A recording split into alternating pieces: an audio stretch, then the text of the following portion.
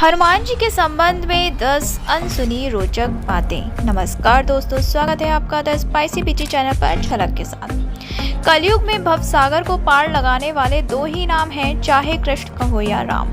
रामदूत हनुमान जी इन दोनों के ही सेवक हैं। ये दो नहीं, असल में एक ही हैं। हनुमान जी को बलशालियों में सर्वश्रेष्ठ माना गया है। इस संपूर्ण ब्रह्मांड में उनके आराध्य है और आराध्य के भक्तों की सिवाय उन्होंने कोई झुका नहीं सकता। तो चलिए जानते हैं महावीर हनुमान जी के संबंध में 10 अनसुनी बातें। क्यों प्रमुख देव हैं हनुमान जी?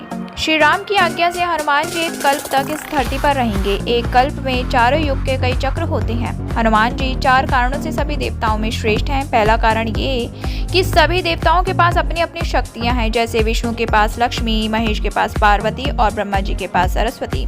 हनुमान जी के पास खुद की शक्ति है, वो खुद की शक्ति से संचालित होते हैं। दूसरा कारण ये है कि वो इतने शक्तिशाली होने के बावजूद ईश्वर के प्रति पूर्ण समर्पित हैं।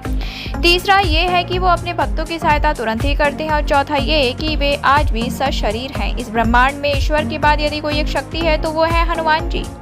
महावीर विक्रम बजरंगी के समक्ष किसी भी प्रकार की मायावी शक्ति ठहर नहीं सकती।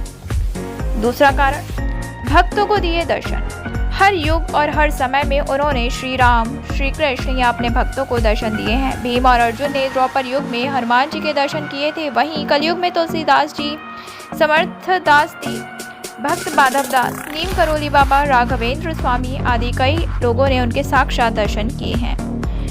गंधमादन पर्वत। कहते हैं कि हनुमान जी नेपाल तिब्बत सीमा पर स्थित गंधमादन पर्वत पर रहते हैं और वो वहां पर रहते हैं जहां पर रामायण का पाठ होता है। जगन्नाथपुरी की रक्षार्थ वो वहां पर भी विराजमान है।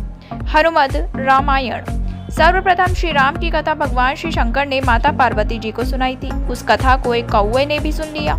उसी कौवे का पुनर्जन्म काकभुशुंडी के रूप में हुआ। काकभुशुंडी ने भगवान गरुड़ को कथा सुनाई थी, लेकिन वाल्मीकि रामायण से पहले हनुमान जी ने रामायण को एक शिला पर लिख दिया था। हनुमान जी ने एक शिला यानी कि चट्टान पर अपने नाखूनों से लिखी थी रामायण। ये हनुमत रामायण के नाम से प्रसिद्ध है, परंतु बाद में उन्होंने वाल्मीकि जी की निराशा को देखते हुए इसे समुद्र में फेंक दिया था।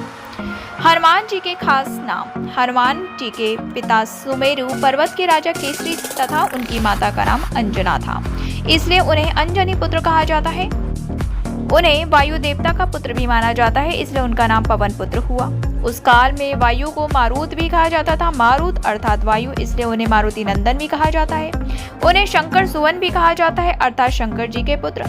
इंद्र के वज्र से हनुमान जी की हनु यानी कि हड्डी जो होती है ठुड्डी टूट गई थी, इसलिए तब से उनका नाम हनुमान हो गया। वज्र को धारण करने वाले और वज्र के समान कठोर अर्थात बलवान शरीर होने के कारण उन्हें वज्रांगबली कहा जाने लगा। हनुमान जी के गुरु। मातंग ऋषि के शिष्य थे हनुमान जी। हनुमान जी ने कई लोगों से शिक्षा ली थी, जैसे कि सूर्य, नारद के अलावा एक मान्यता अनुसार हनुमान जी के गुरु मातंग ऋषि थे। मातंग ऋषि शबरी के गुरु भी थे। कहते हैं कि मातंग ऋषि के आश्रम में ही हनुमान जी का जन्म हुआ था। हनुमान जी और राम जी का युद्ध। किंवदंती के अनुसार भगवान राम का अपने भक्त हनुमान से भी युद्ध हुआ था। गुरु विश्वामित्र के निर्देशानुसार भगवान राम को राजा ययाति को मारना था। राजा ययाति ने हनुमान से शरण मांगी। हनुमान जी ने राजा ययाति को वचन दे दिया। हनुमान जी ने किसी तरह के अस्त्र शस्त्र से लड़ने के बजाय भगवान राम का नाम जपना शुरू कर दिया। राम ने जितने भी बाण चलाए सब बेअसर रहे। विश्वामित्र हनुमान जी की राम भक्ति और श्रद्धा भक्ति देखकर हैरान रह गए और भगवान राम को इस धर्म संकट से मुक्ति दिलाई। माता जगदम्बा के सेवक हनुमान। राम भक्त हनुमान जी माता जगदम्बा के सेवक हैं। हनुमान जी माता के आगे आगे चलते हैं और भैरव जी पीछे पीछे। माता के देश भर में जितने भी मंदिर है वहाँ उनके आसपास हनुमान और भैरव बाबा के मंदिर जरूर होते हैं। हनुमान जी की खड़ी मुद्राओं में और भैरव का कटा सिर होता है।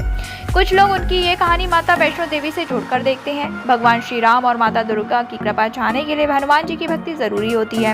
हनुमान जी की शरण में जाने से सभी सुख सुविधाएं प्राप्त होती हैं। इसके साथ ही जब हनुमान जी हमारे रक्षक हैं तो हमें किसी भी अन्य देवी देवता, बाबा, साधु, पीर, फकीर, ज्योतिष आदि की बातों में भटकने की जरूरत नहीं। धर्म की स्थापना और रक्षा का कार्य 4 देवों के हाथ में है, दुर्गा, भैरव, हनुमान और कृष्ण। ब्रह्मास्त्र है हनुमान जी पर बेअसर। हनुमान जी के पास कई वरदानी शक्तियां थी, लेकिन फिर भी वो बगैर वरदानी शक्तियों के भी शक्तिशाली थे। ब्रह्मदेव ने हनुमान जी को 3 वरदान दिए थे, जिनमें उन पर ब्रह्मास्त्र बेअसर होना भी शामिल था, जो अशोक वाटिका में काम आया। हनुमान जी को जब मिला मृत्युदंड, ऐसी भी किंवदंती है कि भगवान राम जब राज सिंहासन पर विराजमान थे तब नारद ने हनुमान जी से विश्वामित्र को छोड़कर सभी साधु से मिलने के लिए कहा। हनुमान जी ने ऐसा ही किया। तब नारद मुनि विश्वामित्र के पास गए और उन्होंने उन्हें भड़काया। इसके बाद विश्वामित्र गुस्सा हो गए और उन्होंने इसे अपना अपमान समझा। भड़कते हुए वो श्री राम के पास गए और उन्होंने श्री राम से हनुमान जी को मृत्युदंड देने की सजा को कहा। श्री राम अपने गुरु विश्वामित्र की बात कभी टालते नहीं थे। उन्होंने बहुत ही दुखी होकर हनुमान जी पर बाण चलाए, लेकिन हनुमान जी राम का नाम जपते रहे और उनको कुछ नहीं हुआ। राम को अपने गुरु की आज्ञा का पालन करना ही था, इसलिए भगवान श्री राम ने हनुमान जी पर ब्रह्मास्त्र चलाया। लेकिन आश्चर्यजनक रूप से राम का नाम जप रहे हनुमान जी पर ब्रह्मास्त्र का भी कुछ असर नहीं हुआ और वो कुछ नहीं बिगाड़ पाया। ये सब देखकर नारद मुनि विश्वामित्र के पास गए और अपनी भूल स्वीकार की। तो कैसी लगी आपको हमारी आज की वीडियो जरूर बताइएगा। कमेंट में हमें जय श्री राम और जय बजरंगबली लिखना बिल्कुल भी मत भूलिएगा। मिलते हैं नेक्स्ट वीडियो में, तब तक प्लीज आप चैनल को सब्सक्राइब कर दीजिए और भी अमेजिंग लेटेस्ट टॉपिक वीडियो हम कवर करते रहते हैं। और दोस्तों प्लीज इस एनिमल्स को फीड कराना और उनकी हेल्प करना बहुत ज्यादा जरूरी है। मैं भी करती हूँ, आप भी कीजिए। बोलो जय श्री राम।